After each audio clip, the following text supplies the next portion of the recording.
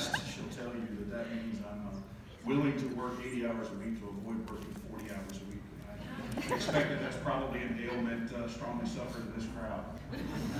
So I've grown up through 2 downtown renovations. One of them was the county seat in Mississippi, and the other is an ancillary, a secondary city in North Carolina. And what we saw in those 2 experiences is that the downtown tends to be the heart of the regrowth of a small town or a secondary city satellite to a major community. The major downtown, so the county seat generally is built around a square, and its economic driver is the courthouse. So with population in the county, you get activity, both good and bad, at the courthouse. So its economic engine is generally going to be population as a county large.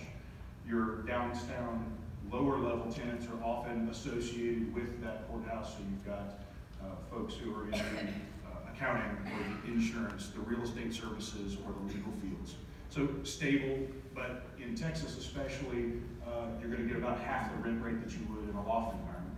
So in order to drive investment into these communities, you really need what amounts to sort of an inland port type city. Denison fit that metric for us.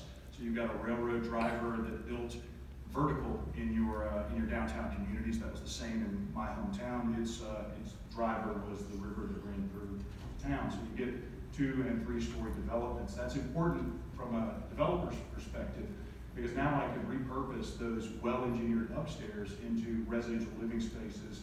And Texas A&M did a study, and you're looking at about $1 to $1.40 a square foot on an annual basis for those spaces. So again, about twice what you can get downtown, downstairs.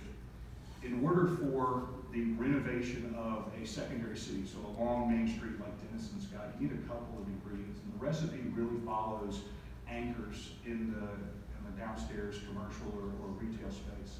Those anchors are primarily going to be driven first by restaurants.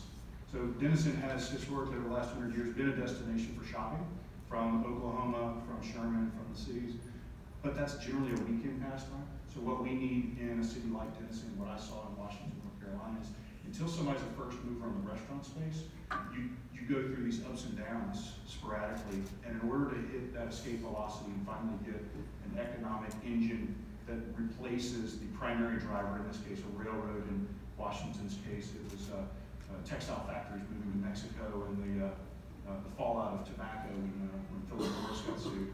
So to replace that kind of driver, you've got to have people coming here, staying here.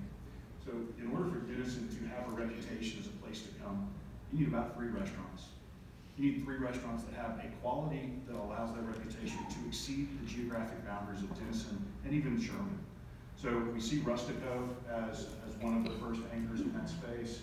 We've got Bon Appetit y'all coming in that'll help broaden our footprint. We're hoping to bring not only at the RailYard, TRYi is the RailYard abbreviated.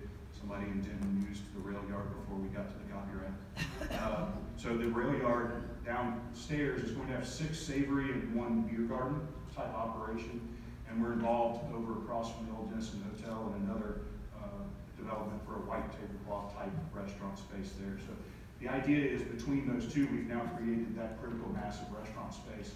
And what you'll find is that you then infill backwards from other consumers. Things like a hotel renovation now make a lot of sense because you've got things that bring people into town. They need to stay in town. They can have a lunch and then stay long enough to have a dinner. You can also infill with population density as loft development. So you're seeing an acceleration of the loft development investment. Because it costs about twice as much to develop the upstairs, but you get twice the rent. So it really takes some vision and a stomach for financial risk to be able to build that density downtown.